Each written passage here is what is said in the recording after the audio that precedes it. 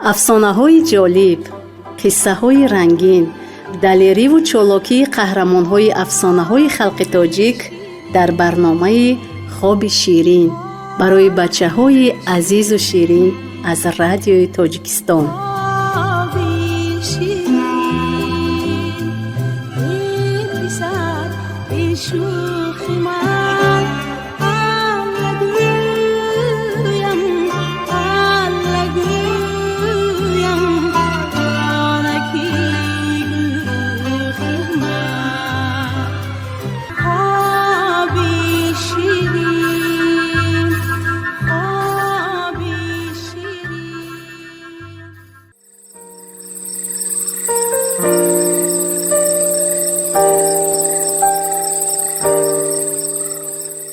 дуруд ба шумо бачаҳои азиз, хуш омадед ба мавҷи радиои тоҷикистон.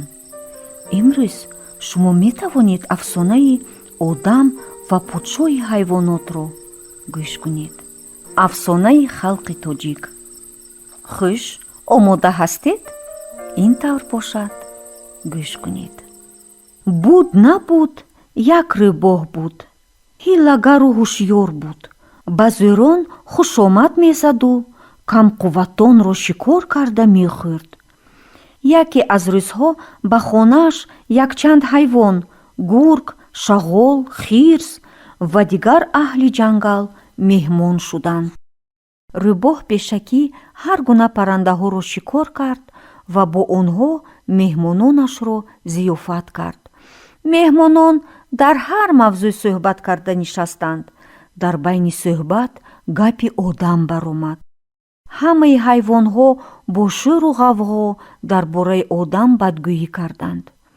дар ҳамин вақт ба хонаи рӯбоҳ шоҳи ҳайвонот шер даромада омад. аҳли хона аз ҷой бархоста ба вай таъзим карданд.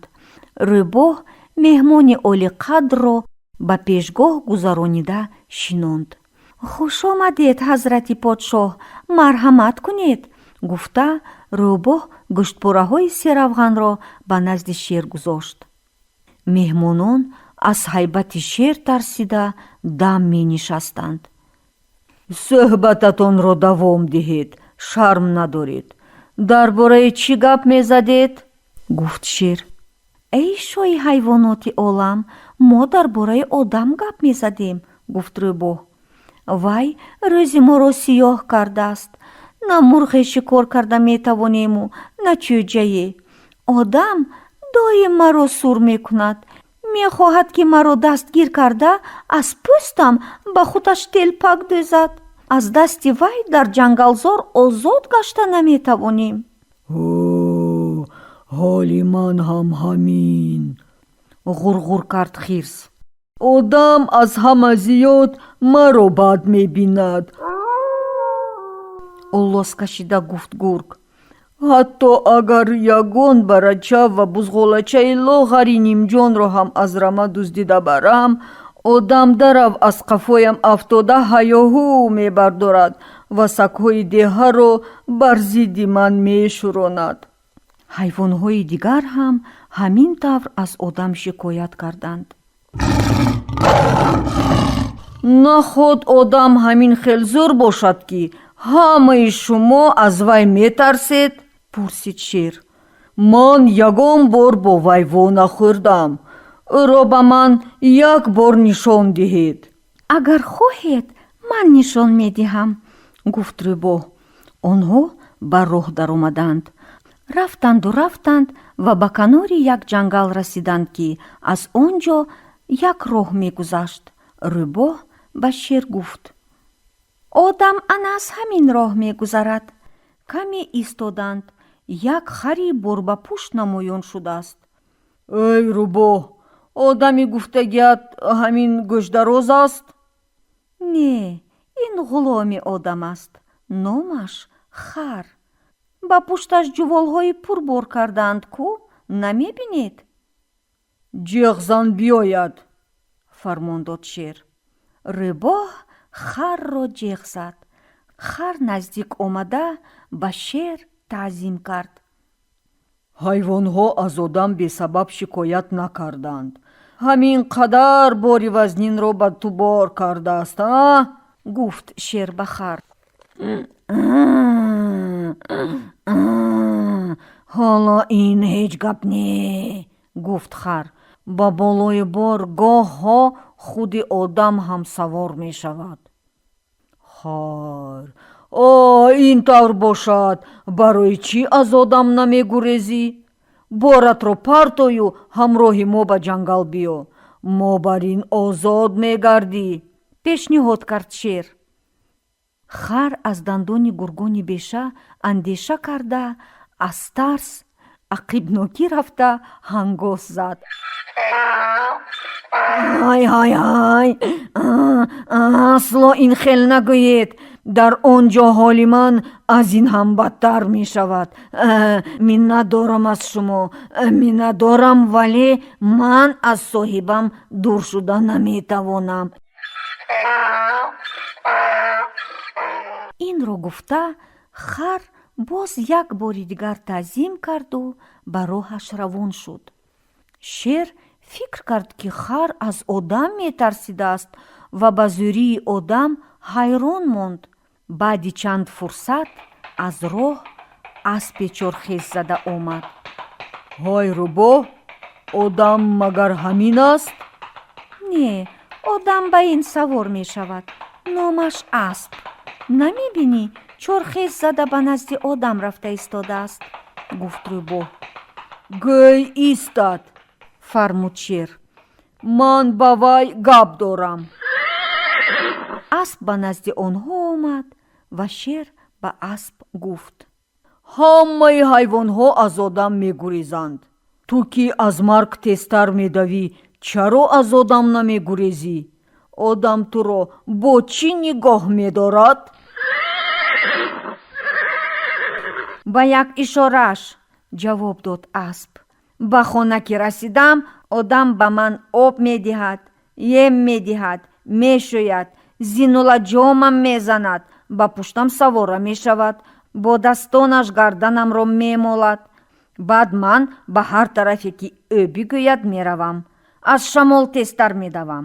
ҳеҷ чорпо ба ман баробар шуда наметавонад. ҳамин ки одам ҷилваамро кашид, дар айни чорхез тақӣ дар ҷоям меистам. шер ба зӯрии одам боз ҳам зиёдтар ҳайрон монд ва аспро ҷавоб дод.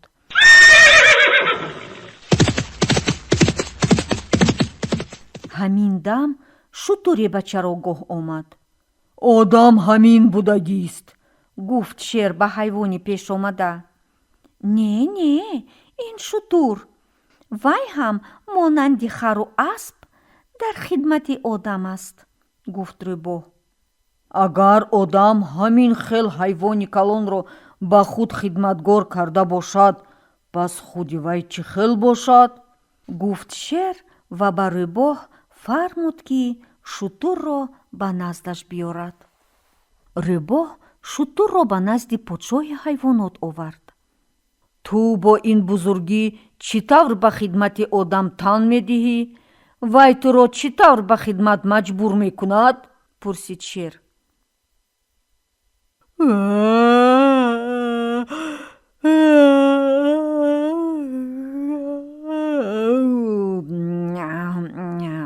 медонӣ чӣ тавр?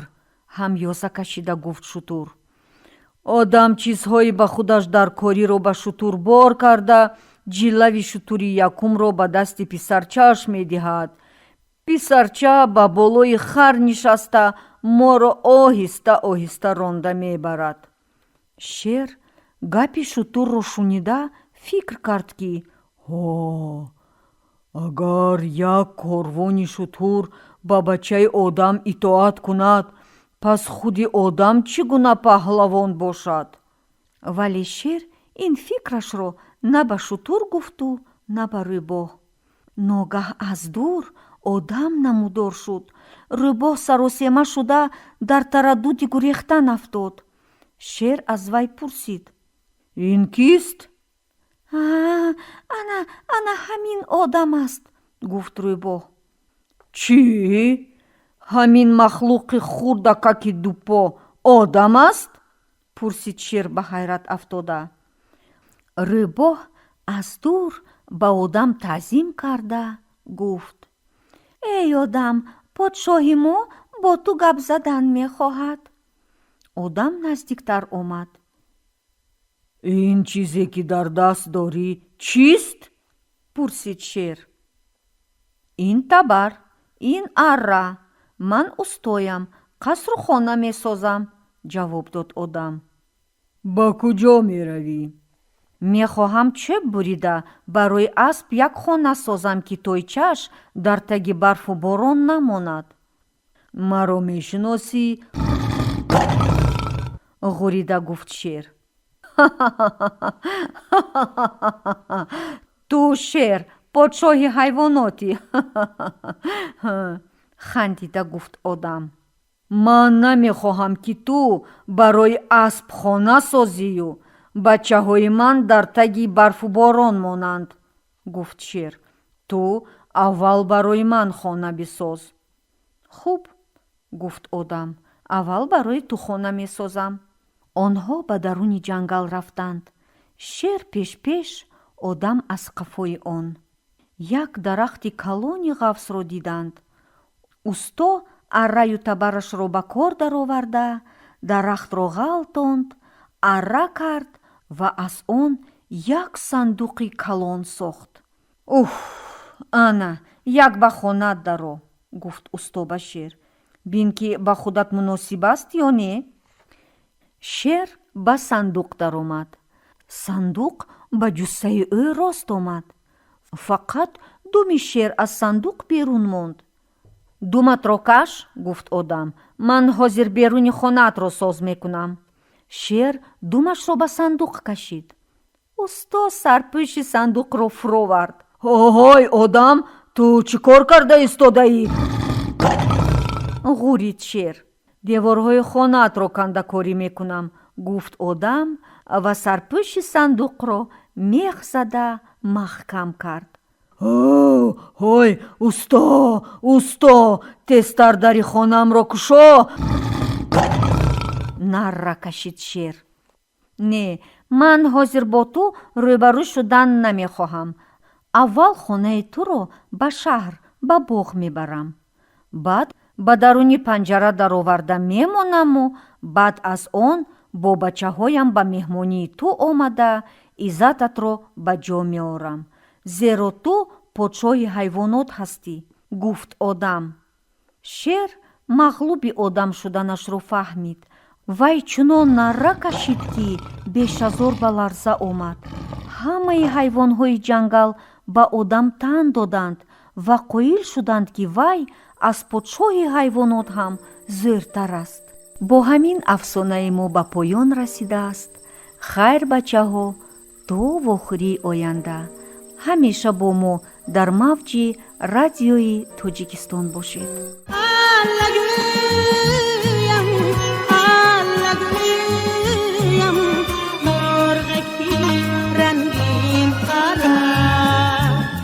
афсонаҳои ҷолиб, қиссаҳои рангин, далериву чолокии қаҳрамонҳои афсонаҳои халқи тоҷик дар барномаи хоби ширин барои бачаҳои азизу ширин аз радиои Тоҷикистон.